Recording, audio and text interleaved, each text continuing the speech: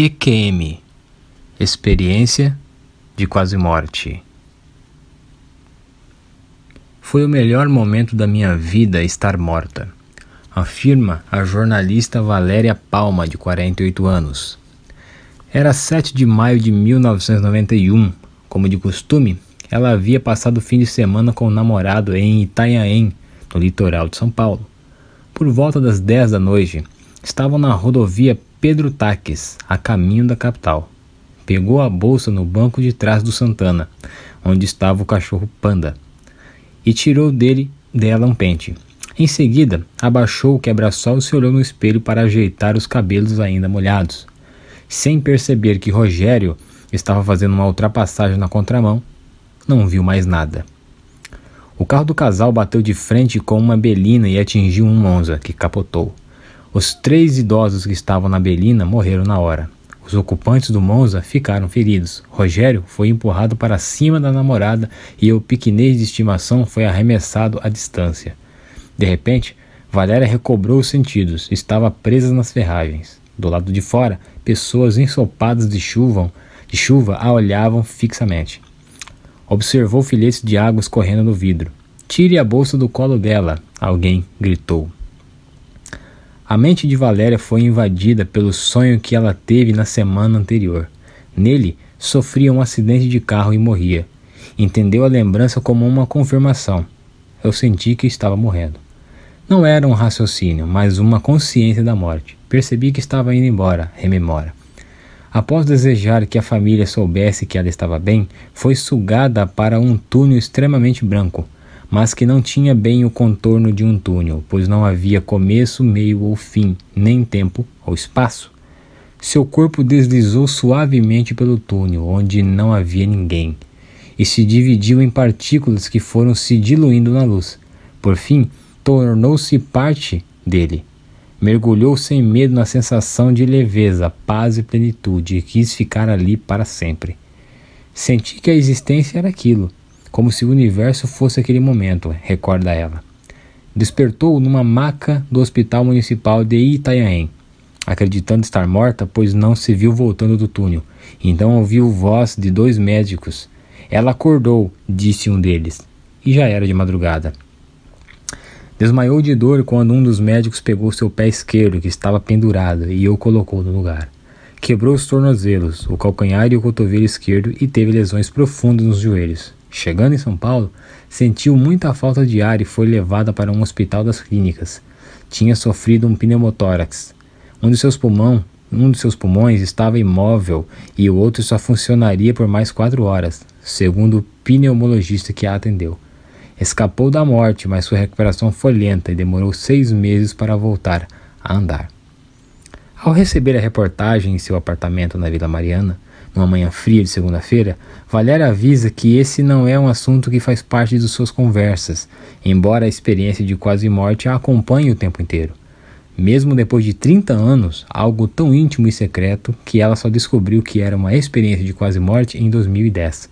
Quando fez um curso de tanologia, estudo científico da morte. À medida que começa a relatar o que viveu, o desconforto inicial vai embora. De família católica, Valéria não interpreta a experiência como sendo religiosa, mas sim espiritual, por não ser desse mundo. Não sabe onde esteve, mas abre um sorriso quando diz que era maravilhoso. Na hora, eu tive a percepção que era ali a origem da vida. A morte parecia ser a origem de tudo. É dali que tudo nasce, portanto é para lá que tudo vai, acredita ela. Continua convivendo com o fim, já que há alguns anos foi voluntária na área de cuidados paliativos no momento é terapeuta do luto. Não acha esse trabalho pesado ou difícil, mesmo porque para ela é natural partir. Espectador do próprio fim. Alex Ribeiro do Prado, de 65 anos, exala arte. Pesquisador da obra do pintor e escultor Amedeo Modigliani. O ator, cantor, escritor, locutor e mestre das cerimônias carimba essa paixão em vários cantos de sua casa na Vila Formosa, zona leste de São Paulo, como no quadro pregado na parede ou em seu livro, que repousa num suporte em cima de uma mesinha da sala. É nesse ambiente que ele conta o acontecimento mais surreal da sua vida, experimentado aos 17 anos. Alex Fazia terapia na época, mas continuava mergulhado num mar de conflitos. Por isso, procurou um psiquiatra. Saiu do consultório com uma receita para tomar Soma Plus. Um dia, ao sair do Teatro do Bolso, onde ele era um dos atores da peça Um Sonho Maravilhoso, foi a um restaurante com os colegas. Acabou exagerando na dose de uísque e ficou mais acelerado que o normal. Com uma forte sensação de estar perdido na vida, ao chegar em casa no início da noite, tomou alguns comprimidos do medicamento para a ansiedade. Queria dormir por vários dias seguidos. A mistura fez com que sua pressão arterial e batimentos cardíacos fossem ficando lentos. Foi o tempo da esposa se aproximar para Alex desabar. Ele não estava inconsciente, ele estava morto. Caiu nos meus braços, afirma a ex-mulher de Alex.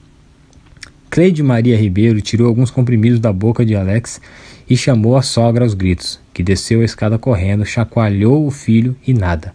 Decidiram chamar a ambulância a caminho do hospital. Tentaram explicar para o socorrista o que tinha acontecido. Mesmo apagado, do teto, Alex acompanhava a cena. Olhando para baixo, observava seu corpo inerte, o choro da esposa, o desespero da mãe e o paramédico tentando fazer uma massagem cardíaca. Cada palavra dita. É muito louco, eu via tudo como um espectador, como se eu fosse uma câmera. Era a minha consciência, descreve, com sua voz encorpada. Chegando ao hospital, as duas mulheres responderam outra bateria de perguntas. Alex seguiu tranquilo, testemunhando tudo.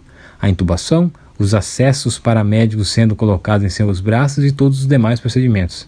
Com os sentidos muito aguçados, podia estar em mais de um lugar ao mesmo tempo. Conseguiu ver, por exemplo, um médico ir para outra sala conversar com sua mãe e sua esposa e dizer que a equipe estava tentando trazê-lo de volta à vida, pois ele havia tido uma parada cardiorrespiratória.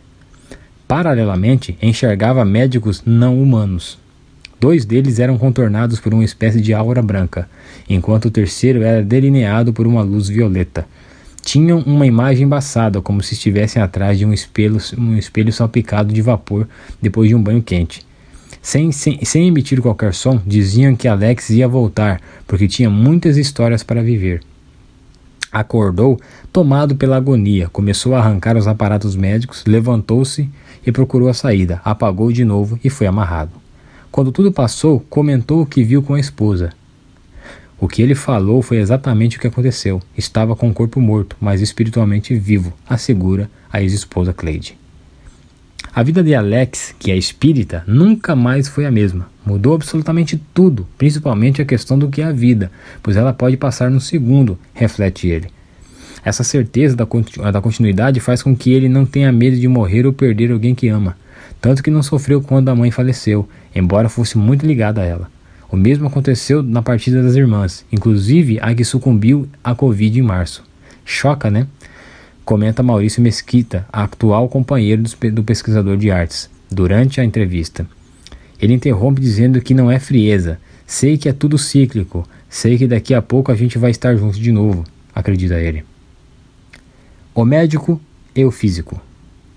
Até ouvir as EQMs de 3 de seus pacientes, o neurologista e neurocirurgião Edson Amâncio, de 73 anos, não tinha muito interesse nessas histórias. Mas com as histórias deles, sua descrença inicial foi dando lugar à curiosidade. A postura do médico mudou de vez quando ele leu um estudo do pesquisador holandês Pim van Lommel, publicado na revista científica The Lancet em 2005.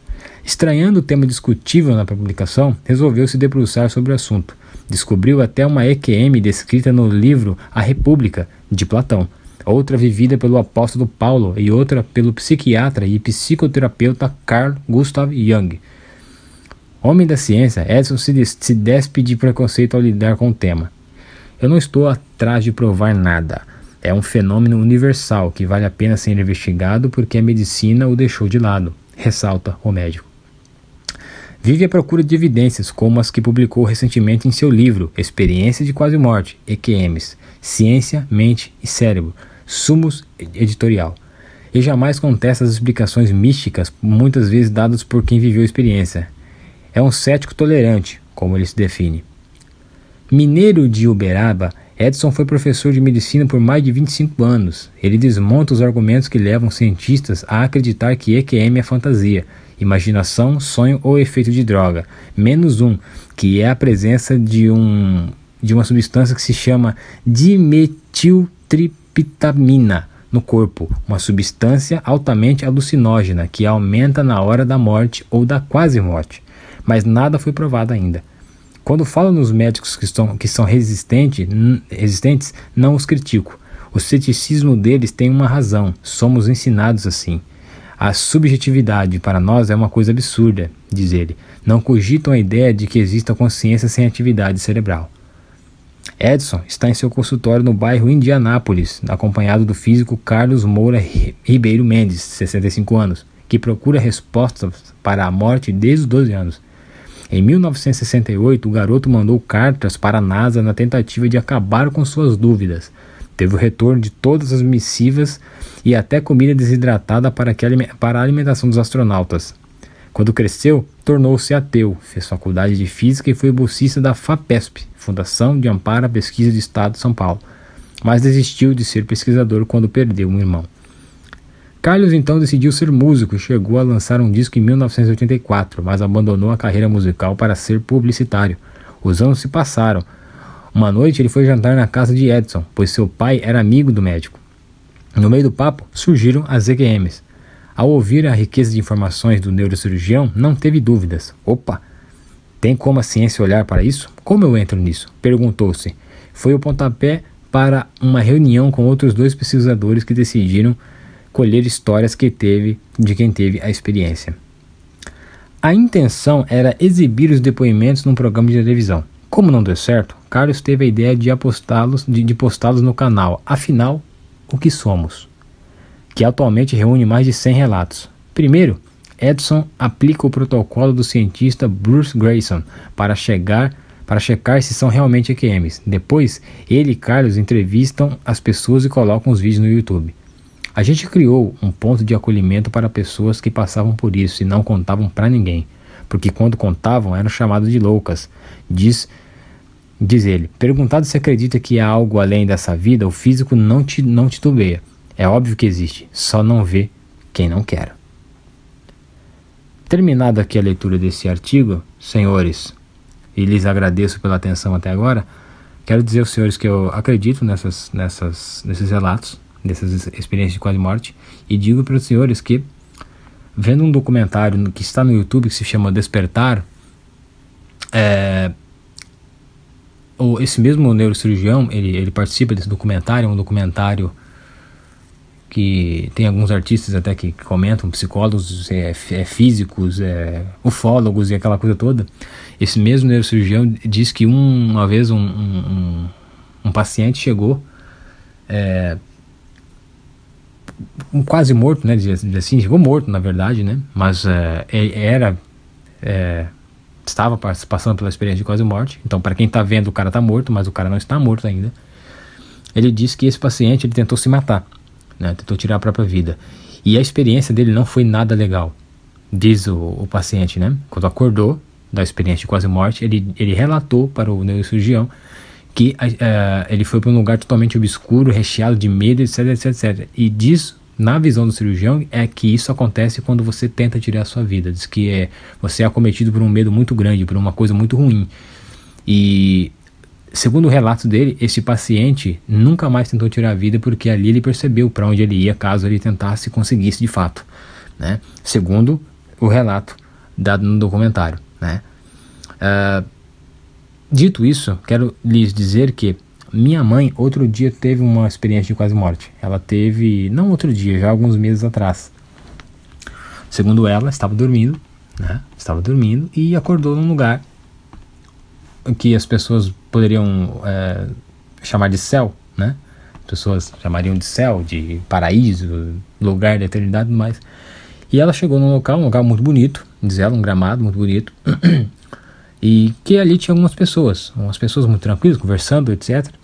E de repente ela viu passar o meu irmão, né, que morreu com 16 anos assassinado. Ela viu passar o meu irmão, e aí ela olhou para o meu irmão, e uma mulher logo passou por ela e disse assim: olha, aquele ali é meu filho. Aquele ali é meu filho, eu vou até ele. E disse que a mulher segurou ela e disse assim: você não pode ir até ele. Não, mas é meu filho. Diz a mulher, falou: olha, eu sei que é seu filho. Nós sabemos que é seu filho. Ele está bem.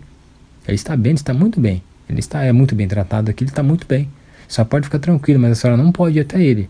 Porque se a senhora for até ele, a senhora não vai poder voltar. E minha mãe perguntou, mas voltar para onde? Aí a mulher a virou para trás, abriu de certa forma um portal, e a minha mãe conseguiu enxergar eu e meu pai aqui em casa. Ela conseguiu falar assim, ó, você ainda tem que voltar para eles. Na hora certa você vai vir para cá, mas se você vir para cá agora, como que aqueles dois ali vão ficar? Não é a sua hora agora. A sua hora vai chegar, mas não é agora. Você tem que voltar para eles. Mas o seu filho está bem. E a minha mãe, de certa forma, acordou e relatou isso para nós. Pode ser uma experiência de quase morte, como pode ser um sonho lúcido, né?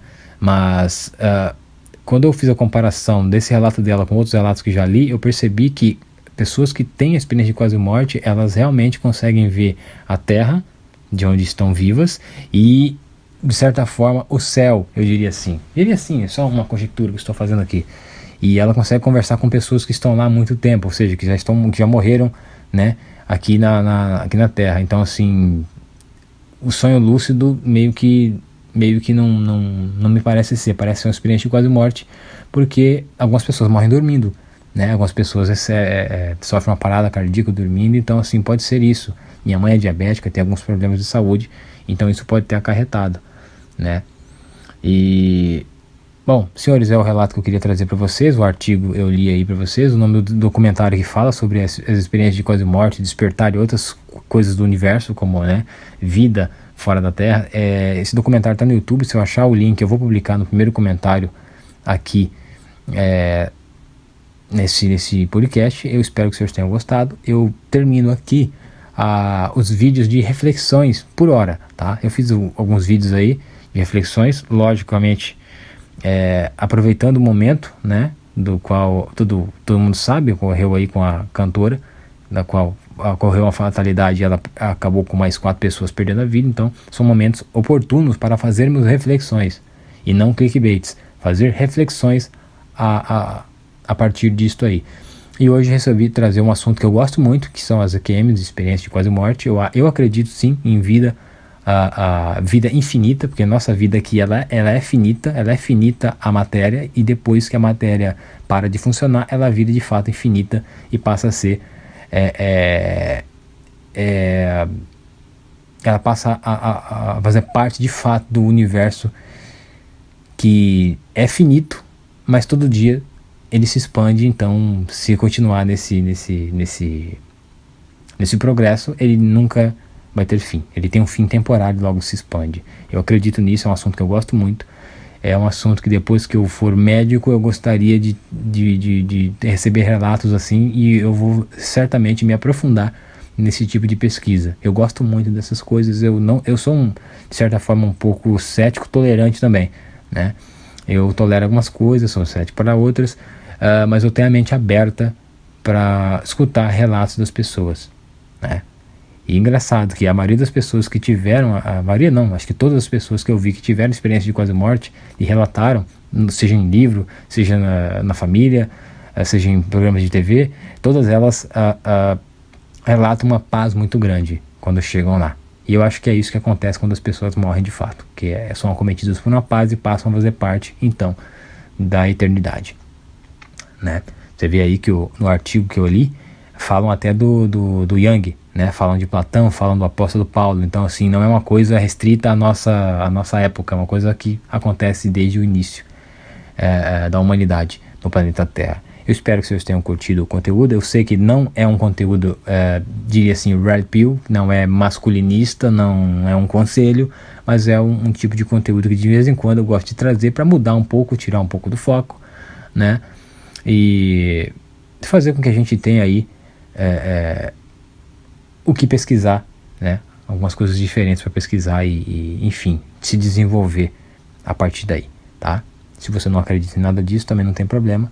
Eu, como no artigo, eu também não estou aqui para provar nada a ninguém. Eu estou aqui dando só o meu ponto de vista, tá? O canal do Lorde é assim. E eu espero que os senhores entendam. Um grande abraço a todos, obrigado pela companhia. Até mais.